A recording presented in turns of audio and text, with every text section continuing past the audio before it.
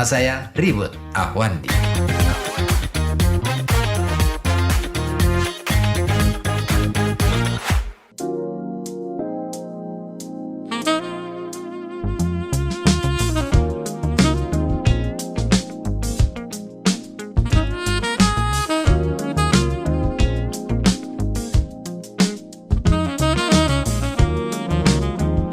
Ya, menit ke-49, tinggalkan pukul 19 malam kali ini.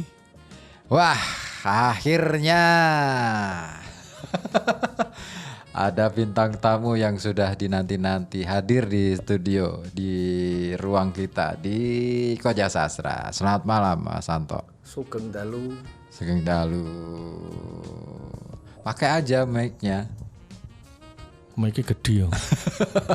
Kayak es krim. Aduh, gimana perjalanan? Lancar, aman. Udah itu, udah on. Iya. Mau durung ya? Apa nih? Iki. Wes, Iki berarti mengisar ya apa-apa? nggak apa-apa. Gimana kabar Mas Santo? Alhamdulillah, rotok sibuk sithik. Weh, sibuk apa ini belakangan kok rasanya jarang aku lihat. Terakhir karena saya kan duduk dan dipercaya menjadi ketua satu, Ketua satu, di Dewan Kesenian. Wih, Kan gitu. Nah, sudah ada pembagian tugas sama ketua umum gitu kan. Kalau masalah komunitas, seluruh komunitas itu saya yang ya bukan ngurus sebenarnya, mencoba ngopiak lah ya. Bukan ngopiak Oh, ora ya. diguyupke. Mengguyupkan. Mengguyupkan ya apa? Iya yus itu mengguyupkan. Mengguyupkan betul ya.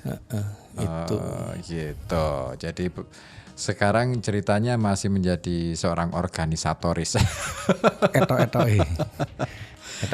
Bisa ya seniman organisatoris. Ya nek kepaksa ki bisa kabeh. Kalau terpaksa itu bisa semua. Tapi biasanya kan gini, biasanya seniman itu cenderung bekerja secara individu. Yes. Ya kan, sangat idealis. Sehingga ketika harus mengorganisir ini kan sebenarnya sih itu sudah menjadi pekerjaan biasa kalau untuk jenengan. Betul, karena dari dulu kan punya sanggar teater. Nah, iya, itu. betul. Jadi ngurusi komunitas itu sebenarnya gampang-gampang angel. Betul. Tinggal mau kita ngertiin mereka atau enggak. Itu gitu. Betul. Oke, itu kesibukan jenengan, tapi kita harus segera berpindah tema. Asik. Kita lagi ngomongin ini nih, puisi. Tadi kan sudah saya kasih pertanyaan ke kawan-kawan yang ada di rumah ini ya. Kapan sih waktu yang tepat untuk menulis puisi itu? Dan ada yang menjawab, ya kapanpun bisa. Katanya begitu. Terus ada yang jawab lagi bahwa menulis puisi itu bisa terbagi 3. Katanya menulis berdasarkan peristiwa, terus kemudian menulis berdasarkan objek amatan, dan yang satunya lagi menulis seolah-olah kita ini sedang berdoa. Wah. Kalau saya ini, kalau saya betul itu bisa menulis puisi itu bisa sewaktu-waktu. Dan yang kedua juga tadi apa? Ketika ada kejadian atau yang sering saya ngomong sama jenengan itu apa? Insidental. Tal apa til? Ya suka yang til saya. Itu. Lalu puisi-puisi tematik.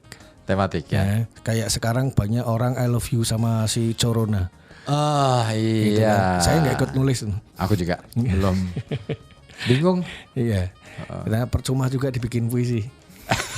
Saat direnungi nggak bisa. Iya. Momentumnya apa gitu ya? Iya. Ya. Nggak jelas. Iya benar. Momentumnya aku juga nggak menangkap ini momentum apa sih sebenarnya. Mau kemana gitu.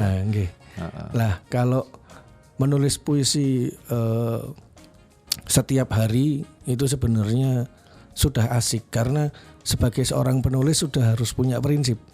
Every day is menulis, every land is menulis. Jadi setiap hari menulis dimanapun tempatnya kita menulis. Gitu ya. Itu resep itu. Resepnya itu. Resepnya itu. Berarti resep pertama Iya. dari Bang Anto adalah dimanapun dan kapanpun adalah menulis. Iya. Gitu ya. Iya. Nah, tapi biasanya ada pertanyaan. Saya nunggu sih pertanyaan dari kawan-kawan. Biasanya ada nggak sih? Kalau ada. Kalau ada. Kalau ada. Biasanya ada yang nanya gimana sih caranya menulis puisi gitu ya. Ini sebentar. Dari Naila. Cuaca. Ngasih kabar aja. Oke, nanti ya kita berikan ini bacain. Cuaca di Pantura Wiradesa hujan. Namun saat ini sudah agak reda jadi gerimis. Wah, sebenarnya bagus ya. Buat puisi Buat bagus. puisi ya. Ada selari kata. Entah ini dinamakan saja puisi atau prosa ya. Lebih tepatnya. Oh, dia bertanya. Ketika dia menulis cuaca di Pantura Wiradesa hujan. Namun saat ini sudah agak reda jadi gerimis. Kalau itu bahasa berita sebenarnya. Bahasa prosa ya, lebih ke Iya, prosa. ke prosa. Ya enggak Bukan juga. sih deskripsi ya, Iya, ini ya, deskripsi. bukan naratif ya. Iya, itu bukan. Terus kemudian ini kalau gimana dengan kalimat ini? Terdengar gemuruh di luar sana, seperti debar yang tak usai hingga termakan waktu. Seneng aku yang kayak gini nih. Kian sama sadari tak ada yang berubah. Terus baik rasa maupun sorot mata di antara kita, rindu yang tak tahu diri, menelusup memaki-maki. Woi. Itu kan gini tuh. Itu kan sebenarnya kalau saya bilang dia sudah bisa mencampurkan bahasa yang di apa ya, bermetafora Ya betul. bermetafora. Terus tapi kadang maksud ke sana nanti jadi maksud nggak jelas. Ya, betul. Maksudnya jadi nggak tidak, jelas. betul. Ya ini dari kata si Naila si pengirimnya. Itu dari lagu Celengan Rindunya Fiersa Besari. Iya. Hari gini memang banyak ya anak-anak muda yang suka dengan puisi, terutama puisi-puisi yang dimusikkan. Iya, sempat beberapa kawan-kawan yang artis top itu ya ini sedikit buka-buka buka-buka rahasia saya sedikit. Itu Rahasia. banyak teman-teman artis itu bilang, "Bang, minta puisinya dong." Gitu ya. 5 atau 4. Saya tanya, segmennya apa? Nah, itu segmennya apa? Mereka bilang kebanyakan jam ini mereka suka spiritualis. Ya, jam ini mereka suka spiritualis dan saya bingung. Saya bukan bingung, saya kaget. Hebat. Anak-anak sekarang lebih suka membacakan puisi dan melakukan puisi, menyanyikan puisi yang bertemakan spiritual. Ini spiritual yang gimana nih? Macam ini. Kalau yang terkenal seperti ini, siapa yang kemarin saya bilang sama Mas Ribut itu? Sapardi, Bukan. Yang mereka bawa lagu itu loh, siapa namanya? Siapa sih? Sore hari apa itu? Dialog dini hari. Dialog dini hari, Dadang. Itu kan spiritual itu yang Betul. Nah, tapi ke akhirnya kenapa harus latah? Iya. Yang jadi pertanyaan saya, kenapa harus latah? Sementara di kalau di lagu dangdut mereka lebih bicara apa adanya, menyanyikan apa adanya. Kalau ditulis dengan puisi itu puisi realis. Ya. Itu. Ya, saya pernah sih ngomong di sebuah forum temu sastra gitu. Saya bilang ke teman-teman itu bahwa sastra kita adalah dangdut. Nah, ya mau diakui atau enggak? Iya, betul. Yang jujur itu. Iya, aku merasakan gini ketika Fahmi Syahab menciptakan lagu Kopi Dangdut itu. Hati asmara yang ini kan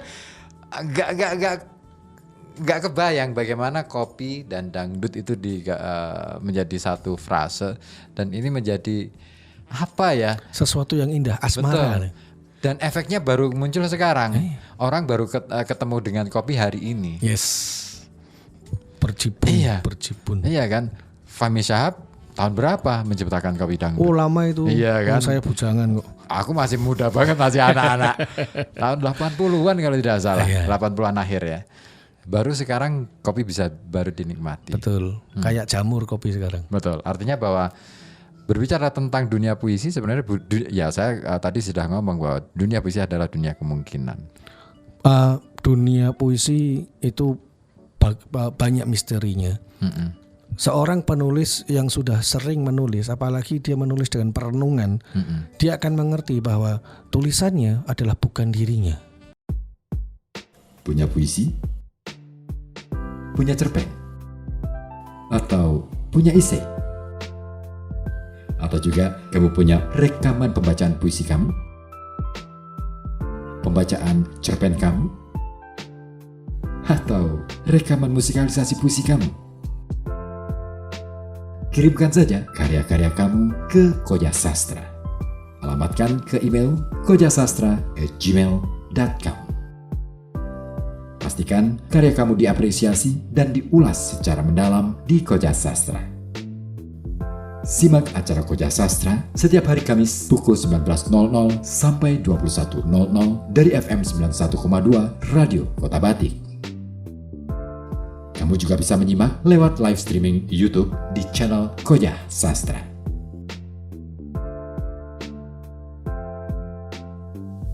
Dengan ilmu pengetahuan, kita bangun peradaban. Dengan teknologi, kita bangun kemajuan.